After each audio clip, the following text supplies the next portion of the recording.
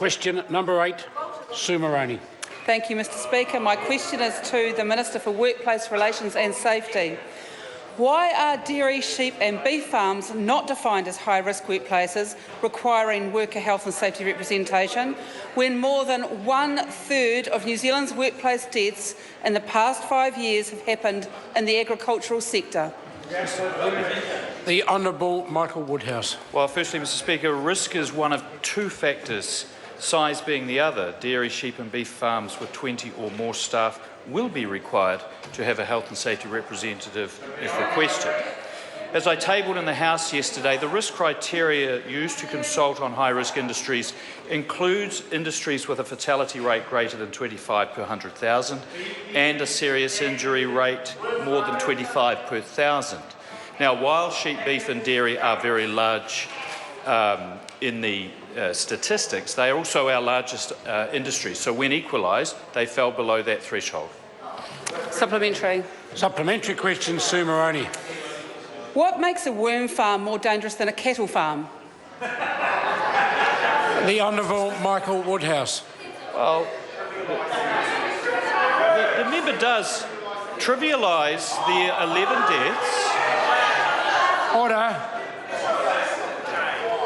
In the category of other livestock farming, of which worm farming is one, there were 11 people killed at work and more than 1,000 serious injuries. Now, well, the member asked how many were killed on dairy farms. We could stratify this any way we like. We could say some forestry is in but other forestry is out. Some livestock farming is in but other livestock farming is out. We will consult on the taxonomy. We will consult on the taxonomy that has the best available data on where risk resides, and we'll see what comes out of that consultation. Supplementary. Order. Supplementary question, Sue Moroney. Why is mini golf more dangerous than actual golf? Why is putting up curtains in a building more dangerous than demolishing a building? Why is driving a bus full of tourists more dangerous than driving a bus full of school children? The Honourable Michael Woodhouse. Well, I've just explained to the member the process for determining the draft list, and if she wants to provide a submission into that process, she is perfectly welcome. But I reiterate what I said in the Committee of the Whole. The fact that an organisation may not be required to have a health and safety rep does not let them off the hook. All PCBUs, all workers, will be required to participate in health and safety at work. Supplementary. Supplementary question, Clayton Mitchell. Thank you, Mr Speaker. Why is culpability being extended to individuals who are both a PCBU and a worker, since Federated Farmers informed us most on-farm injuries affect the farmer themselves? Mr Speaker. The Honourable Michael Woodhouse. Well, Mr Speaker, because the obligation to take practicable steps to keep each other, themselves and each other safe at work is for both PCBUs and workers. Supplementary question, Sue Moroney.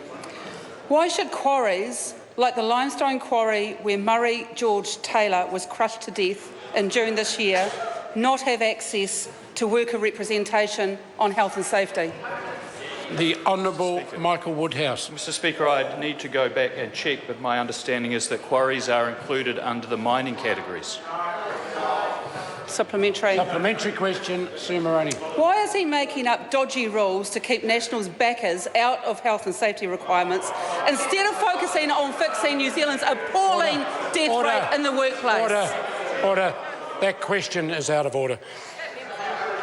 Question number 9.